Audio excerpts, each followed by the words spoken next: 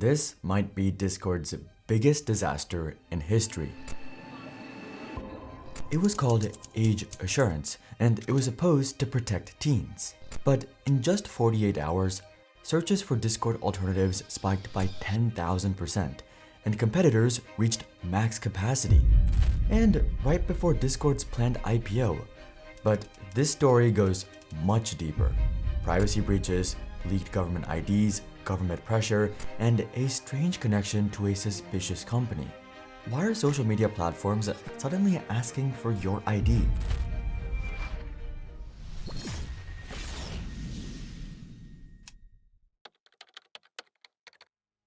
It began on July 21st, 2025. Millions of users opened Discord and noticed something strange. They could no longer unblur sensitive content, access age-restricted channels, use specific app commands, or disable strict message request protections. The settings were also locked and couldn't be changed. They were locked in the teen-appropriate experience by default. But there was a fix. Either do a facial scan or upload your government ID. But this was just the beginning.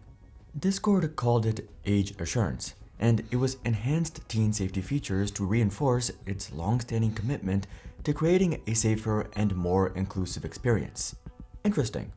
Nowhere is our safety work more important than when it comes to teen users, they said. If you didn't comply, all kinds of limitations were imposed on your account. To bypass this and to prove you weren't a teen, you had to provide a face scan or a form of ID to its vendor partners. This in particular was a big red flag to many, and we'll get to that soon. But Discord was quick to assure users this was safe. Video selfies for facial age estimation never leave a user's device. A user's age group status cannot be seen by other users. Identity documents submitted to our vendor partners are deleted quickly, in most cases immediately after age confirmation. But what do they mean by most cases? This rollout was already in Australia and the UK, but from March 2026, all new and existing users worldwide will have a teen-appropriate experience with updated communication settings, restricted access to age-gated spaces, and content filtering that preserves the privacy and meaningful connections that define Discord. And the rollout was just 1 month away. Now, for some nuance, a lot of what people do on Discord wouldn't be affected. But if you wanted the full Discord experience, which you already had, you had to submit private information to Discord. Word began to spread, and not just inside Discord, to communities everywhere. So, will your staff members also be sharing your personal identities and other information with us? Any mods want to go first? Then the media picked up on it. They began to panic, and in the meantime, the community was already figuring out how to bypass it.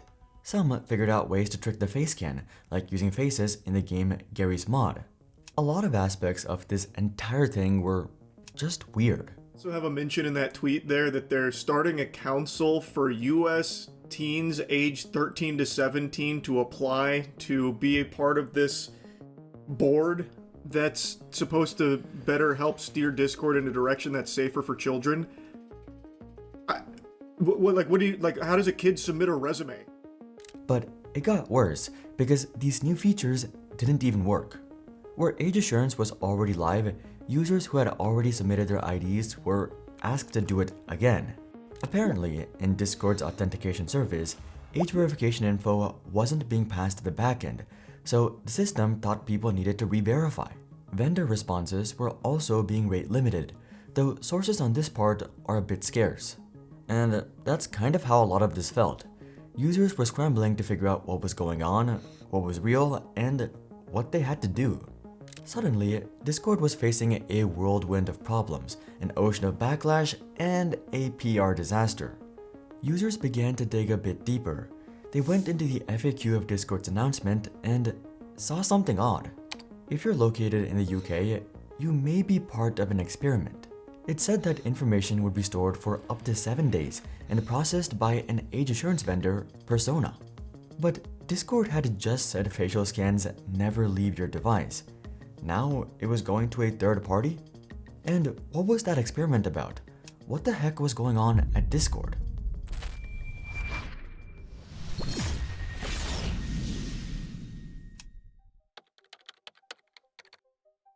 Quick note, some of you know I founded Silo, an investing platform that earns you points on the portfolio you already have. So if you want to fly first class just for having a 401k, check out the link below. Well, when we look behind the curtain, things get even stranger. Let's go back to July 2025. Discord announces changes related to the UK Online Safety Act. The focus of this act, for Discord at least, was to protect teens and children from harmful content. Though plenty of people had concerns about its real intention, Australia was also doing something similar. Countrywide, social media was now banned for those under 16. For Discord, in order to follow these new laws, you need to know who's an adult and who's not. So, how did they do that? Government IDs and facial scans. And it's not just Discord either. The UK's Information Commissioner's Office said that Reddit failed to properly check the age of its users and was fined £14.47 million. They had allegedly allowed those under 13 to sign up and collected their data, but these users had to agree to the TOS, which states no one under 13 may use the platform. But before we get to the worldwide rollout, something else happened that broke users' trust, potentially for good. On October 3rd, 2025, Discord announced a data breach, except it wasn't them, but their third party, 5CA. 70,000 users' government IDs were exposed. This was 1.5 terabytes of age verification related photos, 2.1 million photos. This also potentially included users' names, email addresses, and other contact details, IP addresses, and messages with Discord's customer service. According to 5CA, the breach involves human error of a single 5CA employee. But 5CA is a customer support service. Why did a customer support company have 70,000 government IDs? Well, the new age assurance system. Users who were locked out of Discord and needed to prove they were old enough. Those IDs were then passed on and then compromised. Discord said that after they discovered it, they revoked the customer support provider's access to our ticketing system, launched an internal investigation, and engaged law enforcement. This is why many people are concerned with these new safety acts. Cybersecurity experts have warned of a risk that some providers of such checks, which can require government IDs, are becoming hacker targets, with bad actors aware of the high volume of sensitive data. But while this was bad, it was about to get a lot worse. Users have every right to be concerned about their IDs, and that brings us to the other third party, Persona, an age verification provider also used by Reddit and Roblox. This was the company involved in that experiment, which stored data for up to 7 days, despite Discord already saying facial scans didn't leave your device.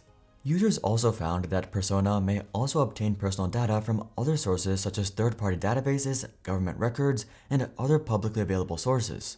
People started accusing Discord of lying. Discord clarified that only a small number of users were included in the experiment, which ran for less than 1 month. This was apparently already concluded by late February, and Discord said it was no longer partnering with Persona. All well and good to say after quietly giving users data to a third party. They then quietly removed the mention of Persona from their FAQ section. Persona CEO Rick Song also said it deleted the information collected as part of Discord's test immediately after verification. That might have been the end of it, but it gets much worse. Security researchers began digging into Persona and then published a report on their findings. And oh boy, is it long. It's worth going through for yourself, but essentially, they found nearly 2,500 Persona-related files of web and app code accessible on the open internet. And these exposed files suggested Persona's platform can do much more than just verify age. It was initially meant to be a passive recon investigation that quickly turned into a rabbit hole deep dive into how commercial AI and federal government operations work together to violate our privacy every waking second. We didn't even have to write or perform a single exploit. The entire architecture was just on the doorstep. They also found it connected to FedRAMP, a government surveillance program. 53 megabytes of unprotected source maps on a FedRAMP government endpoint, exposing the entire codebase of a platform that files suspicious activity reports with FinCEN, compares your selfie to watchlist photos using facial recognition, screens you against 14 categories of adverse media from terrorism to espionage, and tags reports with code names from active intelligence programs. It seemed a lot less like Persona was just an age-checking tool, and a lot more like a surveillance tool. And there's more. Persona is backed by Founders Fund, which is run by Peter Thiel, who co-founded Palantir, a mass surveillance tool used by the US government. This whole Discord thing is linked to Palantir. This is so clearly a data mining operation. We seriously need to be considering how this is going to play out in the long run. We now have evidence of a social media website harvesting personal and biometric information of UK citizens and sending it off to a company known for AI surveillance for only just a few days, aka enough time for an AI to train off that data, and then they delete it so there's no paper trail. It was all coming crashing down for Discord. Users were done, and they were about to force Discord's hand.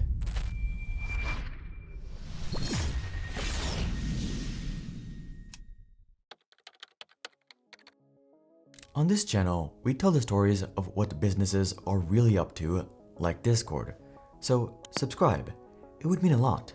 Users were rightfully, I might add, very nervous. I think this whole social media identification thing is getting out of control. And it's not about protecting the children, it's about mass surveillance. And we know Discord won't delete any of the uploaded IDs from their servers. They had a data breach a few months ago that literally leaked IDs, lol. This is a horrible idea. So many of them came to the same conclusion. Best we stop using it today. Google searches for Discord alternatives exploded by 10,000%. TeamSpeak, the platform before Discord, saw a surge of new users and even reached hosting capacity. Stoat, another alternative, also began having capacity issues due to demand and saw searches jump 9,900%. They said there's simply too many people, but we're trying our best. Another one called Matrix jumped 2100% and IRC jumped 1500%.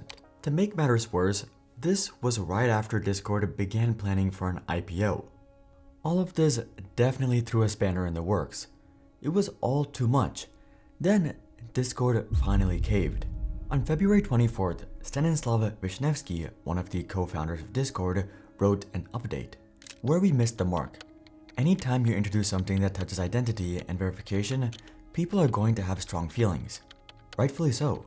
In hindsight, we should have provided more detail about our intentions and how the process works. We're delaying our global rollout to the second half of 2026. He clarified that over 90% of users will never need to verify their age to continue using Discord exactly as they do today. This is powered in part by our internal safety systems, which can already make an age determination for many adult users without any user action. He promised better third-party transparency, more technical details for launch, and more verification options. But for many, it was too late. Discord had betrayed users' trust. Someone else who's scrambling are CEOs who rush to replace humans with AI and are now regretting everything. Check out this video to learn more, but until then, I'm Hari, and I'll see you guys on the next one.